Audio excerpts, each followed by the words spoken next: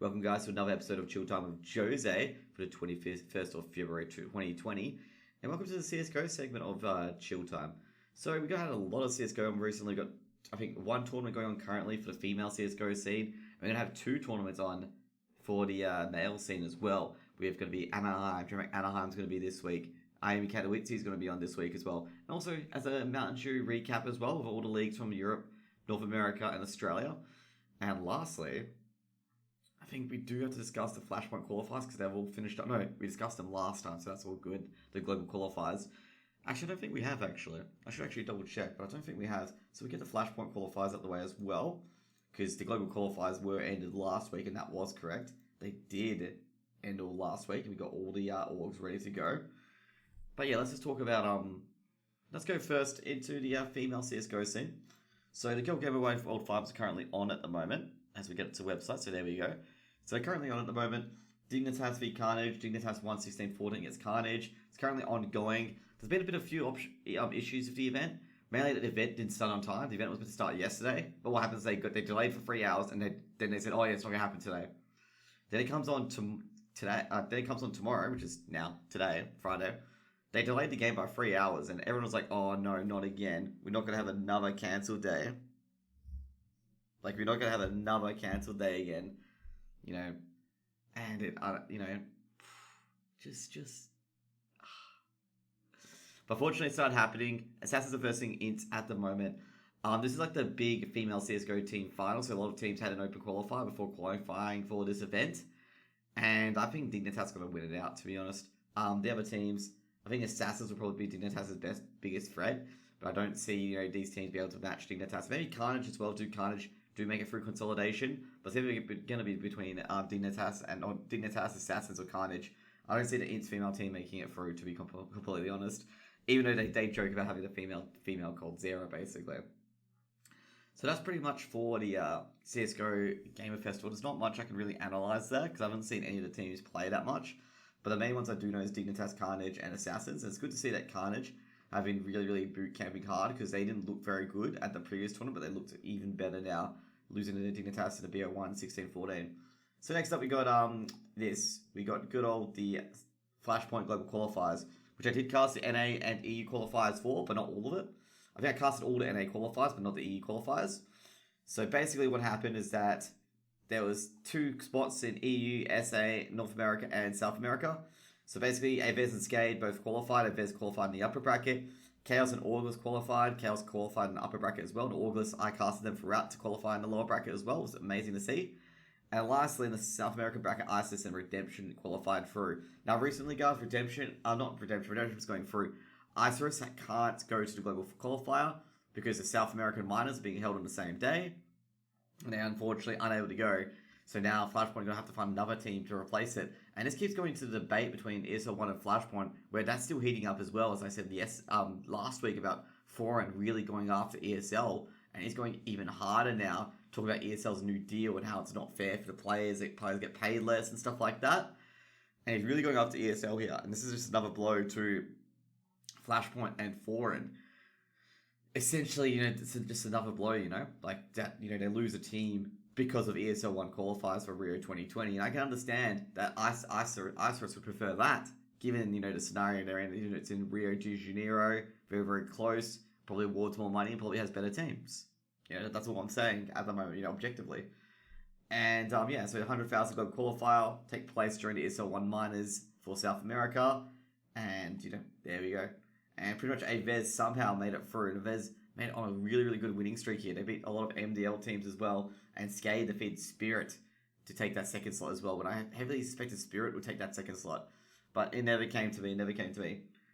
Next up, we're going to have some Dreamhack Anaheim preview. So there's the talent. BOQ, Sean Gares, Potters, and analysts. Just Harry, Hugo, DDK, and Dust as the casters. Good to see DDK and Dust coming back. I think Just Harry and Hugo have always been a duo cast, basically, so that's good to see. So basically, it's going to be like Dreamhack Open previously. It's going to be BO1s until, decider matches and elimination matches. So the winners match and opening match will be BO1s. So basically, the main goal here is not probably 50k for the players, but mostly for the Dreamhack Masters Your Shipping spot, which, is the second chance to go at that. So anyways, guys, we're going to look at the teams here. We got Ents, Furia, MRBR, North, Forza, Complexity, Gen G, and Endpoint. If you don't know, Endpoint got the spot because Phoenix fell apart, and Surreal, Crucial, and Thomas basically owned the spot, even though it was qualified, through somewhere else. So if I see, what to watch in this tournament, I would like to watch Forza. Forza would be the biggest team to watch in this tournament with Facecrack, Jerry, Almeza, XE Power, and Flip. These guys are probably the team to watch, and I think this team's going to win the tournament. The biggest obstacle is going to be MRBL, obviously, who are down in the slump at the moment. And they've got teams like Furia, Ants, Complexity could threaten a bit, but I think teams would study up on them now. But I think Forza will have this tournament won. I don't think Gen G, Endpoint, or North will get very, very far. I suspect that Endpoint will probably get eliminated very, very quickly. Even though they do have Thomas, the anti-eco devil, it's just, they'll get eliminated pretty quickly. And same with Gen G as well. I don't see the real big spark in Gen G, compared to the hype that was built around it with having automatic in the team. I just don't see it at the moment. I just don't see, the spark power, the extra willpower, or the skills, or the flair that a team does to win the games. They don't have, really, really star player, or playmaker, or anything like that. That's how I feel. That's why I don't think Gen G will do really well. MIB, even though they're in the slump, they've still got, KNGV, Mian, Taco, Fur, Fallen. They've still got, good setup here. North, they did take out Mifar. Like, Mifar was, let go. Funnily enough, North did make a mockery of their goodbye, because people were checking if Mifar was still alive, given the video that they gave to Mifar, which was basically like a Viking send-off where, they acted like he died or fell in battle. But they've been replaced by Swede Jumpy, and I talked to my Danish viewer once again. I'm like going, how bad? How bad's having a Swede coaching a Danish team? Like, is there any bad blood? And they're like, oh, probably the best team. Probably the best thing that happened for a Swede to go to Denmark. Usually, most of the time, it's Swedes doing bad stuff for Denmark. So North, though, they did all right at Winter. At Leipzig, they did all right at Leipzig. But, I don't think they're going to win that either. I think North, it's a weaker field. Definitely North could make a bit further. But, when they get to Forza and Complexity, that's going to fall over, essentially. I don't know. Ents is here once again. I don't see Ents winning this. Normally, this would be an easy walk in the park for Ents, but I don't see them winning this either. Same with Furia. Furia and Ents are both the teams that, are so down in form and just look completely and utterly lost. But they probably will beat Endpoint and Gen G. If they get some confidence against those teams, they might be able to make it to the finals as well. And I reckon my pick for the tournament to win that will be Forza. I reckon Forza will probably win the entire tournament. They've been in some good form. But we got to be careful because I think it was XE Power did have surgery, and I'm not sure if XE Power is going to be playing or not. If XE Power is not playing, I reckon it'll be Complexity or MRBR to win this. Anyways, guys, let's go to the next tournament, which is IEM Katowice. So the first Intel Extreme Masters, which is the Masters Championship. The top. So we're gonna have we're gonna take a look at the broadcast. We got OJ Berg, Stunner, Frankie, all great on stage. Rushley, Jakey. I gotta say, Stunner's actually a really, really good desk host, by the way. Then we got analysis of Pimp, Maniac, and Sponge. Top lineup. So Pimp back to the analyst desk rather than casting. He casted with Vince at Dreamhack. Now the commentators gonna be Henry G Machine as the Moses. Top tier quality comedy train, basically 1 and 2. And we got the second one being Jason Kaplan and Tom. They're from the ESL Pro Tour, and they'll be probably pretty good as well.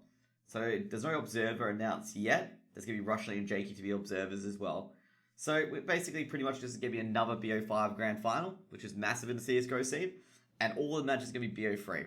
Every single match will be BO3, okay? With the 16 guys here. So BO3 here, BO3 here. It's going to be double elimination as well. So if you do lose, you go to the lower bracket and get a second chance. So basically, winner of the upper bracket will be here, and they'll versus the winner of the lower bracket, okay? So that's pretty much it. Actually, no, they'll proceed to playoffs. Basically, the winner of the losers final proceeds to playoffs as well. Oh, no, hang on. No, this is upper bracket round 3. It's basically if you go to the semifinals or you go to the quarterfinals, essentially. So you see here, same thing. If you come first in the group, you get to the semifinals instantly. So with these teams, I'm going to say so far, the favourites going to be Astralis, easy favourites. Then probably going to be Mouse Sports. There's a few teams in there. They're going to be clean favourites. Vitality as well. So teams I'll see go out early is going to be Cloud9, Mad Lions, Tyloo, Renegades, and Who else? I think these bottom four teams and Virtus Pro, they're probably going to make it a bit fun, like maybe a first round or second round, but they're going to be promptly eliminated because these teams here just aren't on the tier that the rest of the teams are in. Fnatic, Astralis, Mouse, 100 Thieves, Nip, Navi, Liquid, EG, Vitality, FaZe, and G2. They're like just not on the tier. G'day, Snooks, man. G'day. They're not on the tier of these other teams. Even VP as well. Like even with Jame there, Jame hasn't been playing particularly well. And I feel these teams will be eliminated early on. The winner of the tournament, I'm going to say, is going to be either between Astralis and Mouse Sports. Navi, they did pick up Perfecto, but I think, they haven't finished up yet. G'day, Murph, man. What's been happening to you guys? I just don't think, these teams were able to stay in here. Tyler will probably get, blasted out as well. Has any of your previews actually come true? Yes, Nooks, actually. Yesterday, I picked all the maps and all the predictions correctly, just in case you were wondering, Snooks. All the map picks and predictions completely correct. Next up, we can talk about the MDL. So the MDL coming right at you. So basically, it was week 6, I believe. Yep, it was week 6, because last time in Chilltime, we covered up until Valentine's Day. So you spoiled everything. Awesome. No, not really. The games have already been played. So Avant took down Trident. Trident being the main upset team of the tournament, they just basically meekly squeaked. Malak Wizards took down Ground Zero. I didn't see either of these games, but I heard the Malak Wizards game was very, very convincing.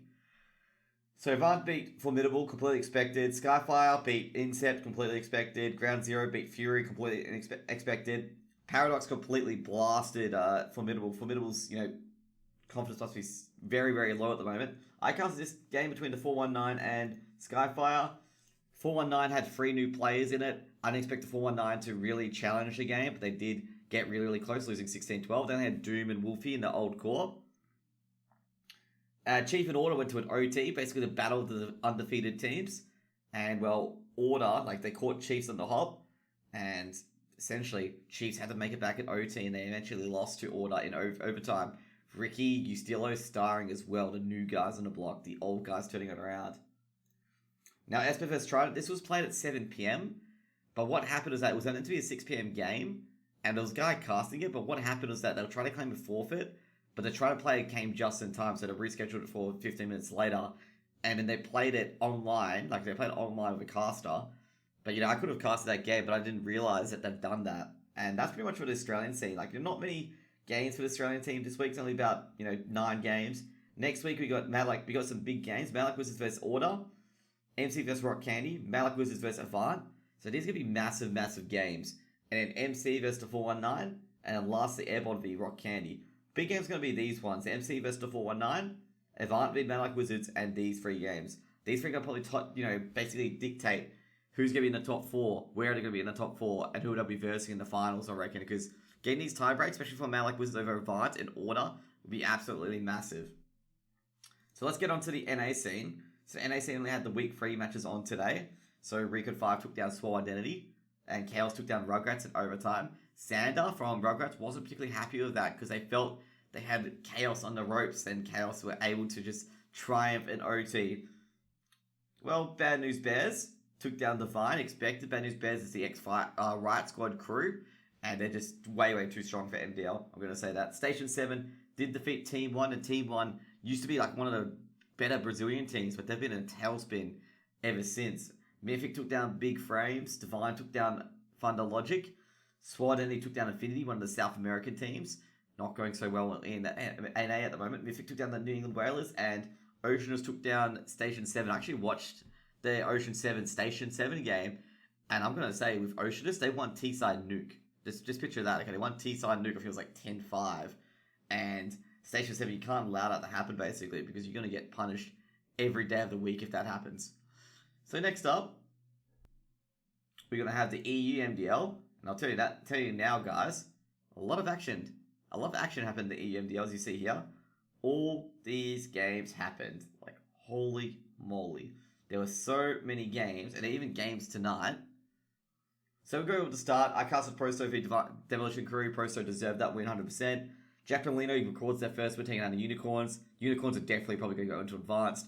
They've lost to too many teams that will be in that relegation battle, and I think Unicorns will be, on the tie break, and they'll go down.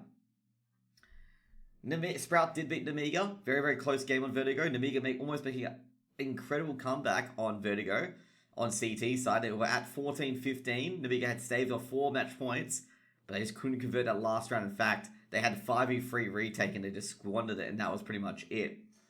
Next up was Demolition Crew vs Singularity. Demolition Crew made really quick work on the Singularity boys. They were down 12-3 at halftime. And then Singularity, they got a few rounds on the board, made up to 10. But Imor, the player from Demolition Crew, the Turkish player, just basically took them all out. Riders beat Nordovid, which was a big upset given how the Riders have been performing really, really badly as of late in the previous weeks. Sprout defeated Unicorns of Love for the first 16-0 of the season. So the first 16-0 of the season in Europe. And Big took down Havu at 16-11. There's actually a funny clip in this game. A very, very funny clip in this game. I think everyone's seen it already, but I'll see if I can find it in the clips channel here. So I can show you guys later, and I do have it. So we'll keep that for later. We'll see that clip, for the defuse as well, to show you guys what happened there as well. So basically, Demolition Crew beat the Moostar Riders. Namiga beat Japolino in overtime. Probably a big win for Namiga here, given that Namiga isn't going well this season at all. And they probably get some wins against Japolino, who will obviously be in the lower half of the table. Big took down Singularity. The next day came along. Game of Legion took down Hellraisers. Game of Legion were up 12-3 on their CT side. And basically Hellraisers got it together for a bit. And then Dennis and Draken turned it around. Draken being immense in the final 2 rounds to have Game of Legion win that game.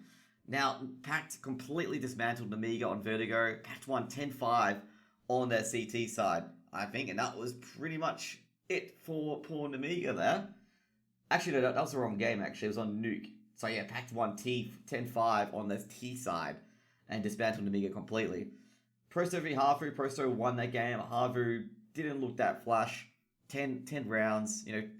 Prosto got 10 rounds on their CT side, and it's an uphill battle from there. Pact beat Hellraisers on Vertigo, and Pact were absolutely dominating. They won the first half 10-5, and then won 6 rounds in a row to win the game 16-5.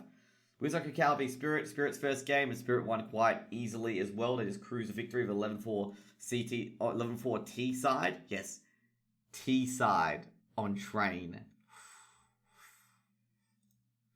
And that's got to sting. That's got to sting.